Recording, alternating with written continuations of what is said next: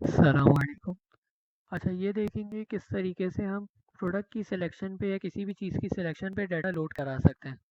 अभी एग्जांपल के तौर पे मैंने किड्स भी नहीं है कि सेल इनवॉइस खोली हुई है, मैं इसमें कोई भी प्रोडक्ट सेलेक्ट कर लेता हूँ। जैसे मैंने एक प्रोडक्ट सेलेक्ट की, किड्स फुल स्लीव हुडी। तो मैंने जैसे ही ये सेलेक्ट किया, हमारे पास इसका रेट ऑटोमेटिकली उठ के आ गया। तो हम यही चीज़ इम्प्लीमेंट करने जा रहे हैं, लेकिन अभी हम किसी और जगह पे इम्प्लीमेंट करेंगे। तो फॉर एग्जांपल हम देखते हैं, अगर हम ये यही चीज़ इम्प्लीमेंट कर दें सेल ऑर्डर में। तो मैं सेल ऑर्डर में चला गया, यहाँ पे हम एग्जैक्ट इसी चीज़ को लोड करा के देखते हैं। तो अब यहाँ पे भी इसके रेट ऑटोमेटिकली आ गए, और किसी जगह देखते हैं जहाँ पे इसके रेट ना आ रहे हैं ऑटोमेटिकली। हम ये किसका आइडिया था, सेल रिटर्न। ये हम यहाँ पे चेक करते हैं, तो यहाँ पे भी ये काम सही हो रहा है। तो ऐसी कौन सी स्क्रीन है जिसपे काम नहीं है? तो फिलहाल मैंने ये काम रिवर्ट कर दिया कि अब हमारे पास ऑटो कंप्लीट नहीं होगा। लेकिन हमें ये चीज़ इम्प्लीमेंट करनी है अब कि हम जो भी प्रोडक्ट सेलेक्ट करें उस प्रोडक्ट के रेट्स ऑटोमेटिकली उठ के आ जाएं। अब इसका हमारे पास तरीका क्या होता है? मैं VS कोड में सब कुछ फ़िलहाल बंद कर देता हूँ, और मैंने कंसोल ओपन किया F12 प्रेस करके, और ये जो हमारे पास व्यू की बात थी ये मैंने पूरी उठा के कॉपी पेस्ट कर दी। आखिर से मुझे न्यू लाइन करेक्टर हटाना होगा, अच्छा था ही नहीं। और यहाँ से मैंने नेक्स्ट लाइन हटा दी और इसे ओपन कर लिया। और इसी तरह हमें फॉर्म डॉट PHP तक भी एक्सेस चाहिए होगा, तो मैंने उसे भी ओपन कर लिया। इसे हमने ओपन किया, स्लैश हटा दिया, सही है। अच्छा, अब मैं क्या करूँगा, मुझे यहाँ पे सर्च करना है प्रोडक्ट आईडी। तो मैंने इधर लिखा प्रोडक्ट्स अंडरस्कोर आईडी। ये हमारे पास प्रोडक्ट आईडी आ गई। इसके ऑन चेंज पे ऑलरेडी एक लिसनर लगा हुआ है, लेकिन हमें एक लिसनर और चाहिए होगा। मैंने यहाँ पे फॉर एग्जांपल एक और फंक्शन कॉल करा दिया, और उसका नाम मैं रख दिया गेट प्रोडक्ट प्राइस। अब मुझे इस फंक्शन के अंदर काम करना है। तो इस फंक्शन के लिए मैं बिल्कुल एंड में चला जाता हूँ, जावास्क्रिप्ट में चला गया, और यहाँ पे मैंने फंक्शन डिक्लेयर कर दिया, फंक्शन गेट प्रोडक्ट प्राइस। और यहाँ पे इवेंट की ज़रूरत मुझे पड़ेगी नहीं। मैंने सिंपली लिख दिया dollar product ID equals to dollar window dot event dot current target, और इसे मैंने कंसोल लॉग करा दिया। ये बेसिकली क्या करेगा, डॉलर प्रोडक्ट आईडी वाला कोड कि हमारे पास ये जिस भी प्रोडक्ट के इनपुट के अंदर हमने डाटा डाला है उसमें हमारे पास ये रिकॉर्ड डिस्प्ले होगा। तो अब हमने फंक्शन क्रिएट कर दिया। मैं यहाँ पे जाके किसी भी प्रोडक्ट को सिलेक्ट करता हूँ,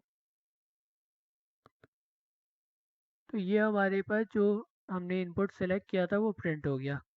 अच्छा, एक चीज़ आप ये नोट करेंगे कि दो बार कॉल हुआ है। एक बार जो हमारा UI का था उस पर भी कॉल हुआ है, यानी जो ऑटो कंप्लीट था उस पर भी कॉल हुआ है, लेकिन उस पर ये हमारे पास चलना नहीं चाहिए। तो इसलिए हमें इसे यहाँ से भी रिमूव करना होगा। इसके लिए मल्टीपल तरीके हो सकते हैं। फ़िलहाल मैंने सिंपल सा यहाँ पे चेक लगा दिया कि अगर हमारे पास प्रोडक्ट आईडी पे क्लास लगी हुई हो, कौन सी क्लास पिक करें। मैंने फॉर एग्जांपल यहाँ पे ये क्लास रख दी कि अगर ये क्लास हो हमारे पास तो ये सिर्फ रिटर्न कर दे, इस पे आगे ना बढ़े, वरना फिर इसे कंसोल लॉक कराए। तो अब इसका रिज़ल्ट देखते हैं। अगर ये सही चलता है हमारे पास सिर्फ एक ही लिस्नर आना चाहिए। अब मैं यहाँ पे कुछ भी सिलेक्ट कर लेता हूँ। तो ये सिलेक्ट करने पे कह रहा है कि dollar product is not defined. ये इस वजह से कह रहा है क्योंकि मैंने इस वेरिएबल को मिस स्पेल कर दिया है। फिर रीलोड करते हैं।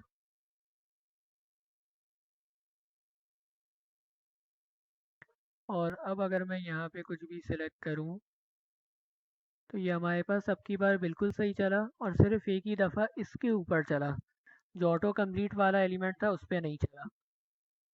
अब हमें ये करना है कि इसके ऊपर रेट उठा के लेके आना है। तो अब रेट के लिए हम कोई एग्जिस्टिंग फंक्शन भी यूज़ कर सकते हैं। मैं फ़िलहाल नया एक्शन क्रिएट करूँगा, तो मैं चला गया m_price के कंट्रोलर में, और यहाँ पे मैंने एक सिंपल सा एक्शन एंड में क्रिएट कर दिया। Public function action get product price. ये देख लेते हैं ऑलरेडी तो नहीं बना हुआ, तो ऑलरेडी नहीं बना हुआ। अब इसमें हमें प्रोडक्ट आईडी चाहिए, तो मैंने एज्यूम कर लिया कि प्रोडक्ट आईडी हमारे पास डॉलर गेट के अंदर, यानी ऐसा गेट वेरिएबल आएगी। इधर मैंने कह दिया प्रोडक्ट आईडी, फिर मैंने कहा कि dollar price equals to y i, query लगा दी, create command, select price from products where products ID equals to question mark, और मैंने एक पैरामीटर बाइंड कर दिया इसकी जगह, बाइंड पैरम आईडी मैंने यहाँ पे दे दी, और फाइनली मैंने कह दिया है कि ये जो प्राइस है मुझे दो, और एस जेसन इसे इको कराना है, एस जेसन डिस्प्ले कराना है, तो फिर मैंने इस तरीके से जेसन के फॉर्मेट में दे दिया। ये अब क्या करेगा, इसमें जब हम प्रोडक्ट आईडी भेजेंगे तो इसकी प्राइस निकाल के हमें फॉरवर्ड करेगा। अब हम इसे यूज़ कैसे करेंगे, यूज़ हम इसे यहाँ पे करेंगे फैच के फंक्शन से, अजेक्स के थ्रू हम इसे कॉल कराएंगे। तो इसके लिए मैंने इस फंक्शन को चेंज करके सबसे पहले तो एसिंग फंक्शन में कन्वर्ट कर दिया। यहाँ पे मैंने कह दिया कि प्रोडक्ट की प्राइस है हमारे पास अवेट फैच। अच्छा एक मिनट, इसे छोड़ देते हैं। सबसे पहले तो हमें आईडी चाहिए प्रोडक्ट की। मैंने यहाँ पे कहा है कि आईडी हमारे पास है प्रोडक्ट आईडी डॉट वैल, इसकी वैल्यू जो है वो आईडी है। और अगर आईडी हमारे पास खाली हो या नल हो, तो दोनों सूरतों में इसे नहीं जाना चाहिए, रिक्वेस्ट भेजनी ही नहीं चाहिए। अब हम देखते हैं कि अगर हमारे पास प्रॉपर आईडी आ गई, उस सूरत में हम इसे कैसे फैच कराएंगे। तो मैं एजेक्स के थ्रू फैच कराऊंगा। मैंने सिंपली ये कहा कि हमें एजेक्स के थ्रू फैच कराना है। यूआरएल मुझे देनी है, तो यूआरएल बनाने का तरीका ये होता है कि हम इस तरीके से यूआरएल देते हैं, वाई आई ऐप और क्रिएट यूआरएल, और जो हमारी यूआरएल बन रही होती है कंट्रोलर स्लैश एक्शन, वो हम यहाँ पे डाल देते हैं। मैंने यहाँ पे लिख दिया M underscore price slash get product price. उसके बाद इसमें हमें दूसरी चीज़ जो है वो प्रोडक्ट आईडी भेजनी है, तो प्रोडक्ट आईडी के लिए मैं लगा दिया and product ID equals two plus जो हमारी आईडी है, इसे हम नाम देते हैं रिस्पॉन्स। अब मुझे रिस्पॉन्स के अंदर से इसका जेसन डाटा चाहिए, तो मैंने इसे कर दिया रिस्पॉन्स डॉट जेसन। यहाँ पे भी अवेट लगाना ज़रूरी है। और फाइनली प्राइस जो हमारे पास आएगी वो हमारे पास आएगी डाटा डॉट प्राइस करके। और अब यहाँ पे जो हमारी प्राइस है मैं उसे कंसोल लॉक करा देता हूँ। तो हमने क्या किया, हमने सबसे पहले तो प्रोडक्ट आईडी उठा ली, प्रोडक्ट आईडी का जो इनपुट था वो हटा दिया। फिर हमने चेक किया क्या ये डुप्लीकेट तो कॉल नहीं हो रहा, अगर डुप्लीकेट कॉल हो रहा है तो रिटर्न करा दें। फिर हमने उस इनपुट में से प्रोडक्ट आईडी उठाई और चेक किया कि आईडी एंटर भी हुई है, ऐसा तो नहीं है कि यूज़र ने आईडी हटाई है। तो इसलिए मैंने, अगर आईडी थी ही नहीं तो फिर मैं रिटर्न करा दिया। फाइनली मैंने एजेक्स के थ्रू डाटा फैच कराया, प्राइस उठाई, और वो प्राइस को मैंने कंसोल लॉक करा दिया।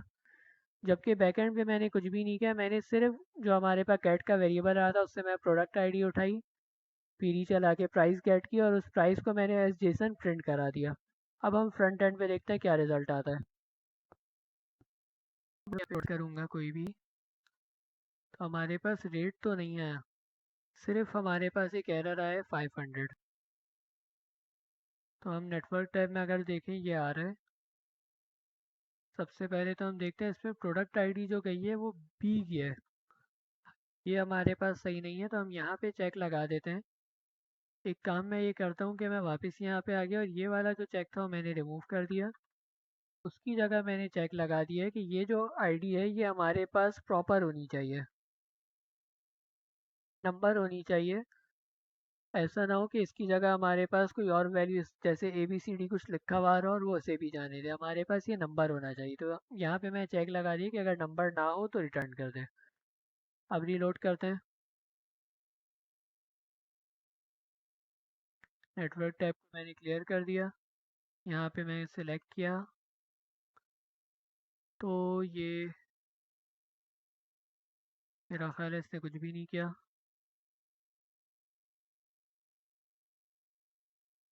एंड वापस से ट्राई करके देखते हैं।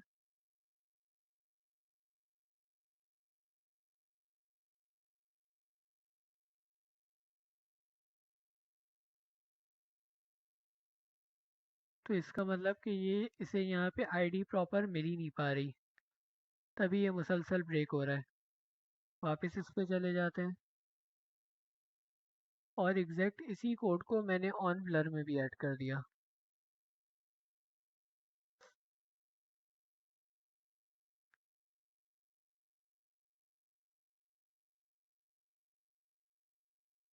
और ये ऐड करने पे हमारे पास ये कॉल तो बिल्कुल सही हो गया, प्रोडक्ट आईडी भी चली गई, लेकिन अभी भी हमारे पास एरर आ रहा है।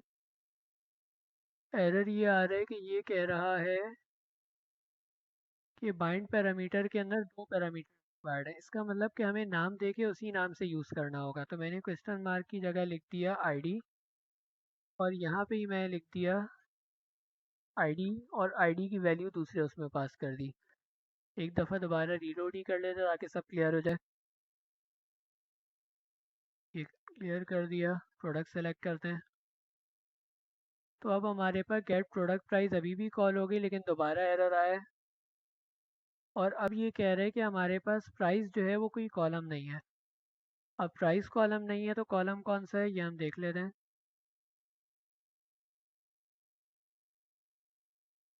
मेरा ख्याल है प्रोडक्ट्स अंडर स्कोर प्राइस होगा। तो हमारे पास प्रोडक्ट्स अंडर स्कोर प्राइस है बिल्कुल। मैंने इसे चेंज करके यहाँ पे लिख दिया प्रोडक्ट्स अंडर स्कोर प्राइस। और एक दफ़ा और ट्राई करते हैं। रिलोड करने की ज़रूरत नहीं, मैं डायरेक्ट यहाँ पे सर्च कर लिया। तो ये हमारे पास अब इसकी प्राइस प्रिंट हो गई। अब कंप्लीट हो गया, हमारे पास सब कुछ हो गया, सिर्फ हमें ये करना है कि ये प्राइस यहाँ पे सेट भी हो जाए। तो इसके लिए मैं ये करूँगा कि सबसे पहले तो मुझे ये रेट का इनपुट फाइंड करना है। तो ये हमारे पास है फाइनल प्राइस। तो फाइंड करने के लिए मैं कुछ इस तरीके से कोड लिख सकता हूँ। तरीके मल्टीपल हो सकते हैं, लेकिन एक ये तरीका भी है जिससे हमारे पास आसानी से निकल आएगा। एंड में जाते हैं जहाँ पे हमारा फंक्शन था, यहाँ पे मैं लिख देता हूँ लेट डॉलर हमारे पास rate equals to name, dollar equals to कि नेम जो है वो एंड हो रहा हो। यहाँ पे सिंगल कोट्स कर देता है, मैं अंदर डबल कोट्स का इस्तेमाल करना होगा। फाइनल अंडर स्कोर प्राइस, और इस रो में सर्च करना है तो मैंने यहाँ पे लिख दिया product ID dot parent.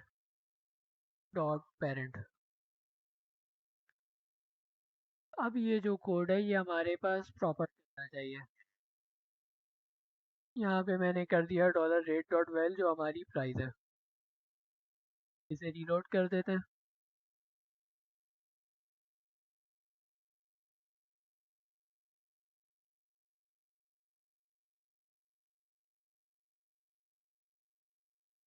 Display करा दिया, इसे हाइड करा दिया।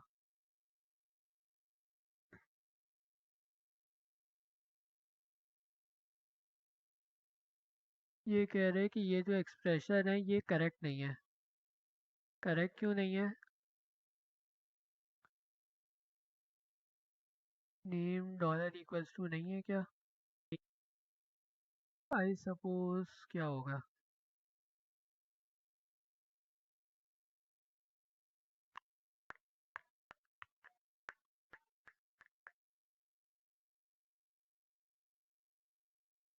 इसे हम कॉपी पेस्ट करके हमारे पास सर्च कर लेते हैं एलिमेंट्स की टैब में। तो अगर इसमें कोई मसला होगा तो हमें सामने ही नज़र आ जाएगा। तो ये सिर्फ एक ही जगह पे आ रहा है, इसका मतलब कि ये करेक्ट तो बिल्कुल नहीं है। अब यहाँ पे क्या लगाया जा सकता है?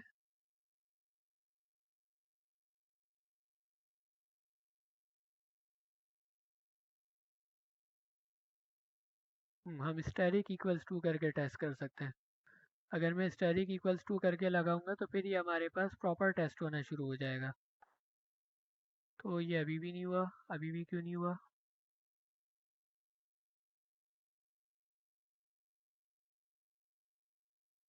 इसका फॉर्मेट में क्या गलत पिक कर रहा हूँ?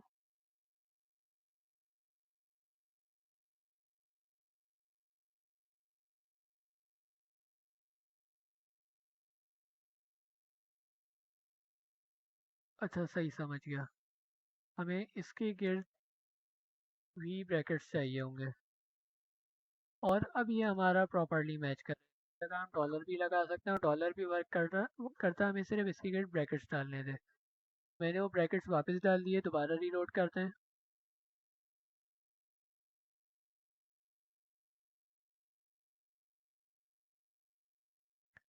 कुछ भी मैंने इसमें सेलेक्ट कर लिया, तो अब हमारे रेट खुद ब खुद उठ के आ गए। अब मैं कोई भी प्रोडक्ट सेलेक्ट करूंगा उसके रेट हमारे पास सामने ही उठ के आ जाएंगे। इसी की हम एक और एग्जांपल लेते हैं कि हमें जो सेलेक्ट कराना है वो कोरियर कंपनी सेलेक्ट करानी है। अच्छा चलिए, ये अभी फ़िलहाल स्किप कर देते हैं। लेकिन मेन अब आइडिया ये है कि हमने सबसे पहले प्रोडक्ट आईडी उठा ली। प्रोडक्ट आईडी के अगेंस्ट हमने उसके रेट का कॉलम उठा लिया, उसी प्रोडक्ट आईडी की रॉ के अंदर जो भी रेट था वो हमने उठा लिया। उसके बाद हमने एजेक्स के थ्रू उस प्रोडक्ट की प्राइस उठा ली और वो प्राइस उठा के हमने इसमें सेट करा दी।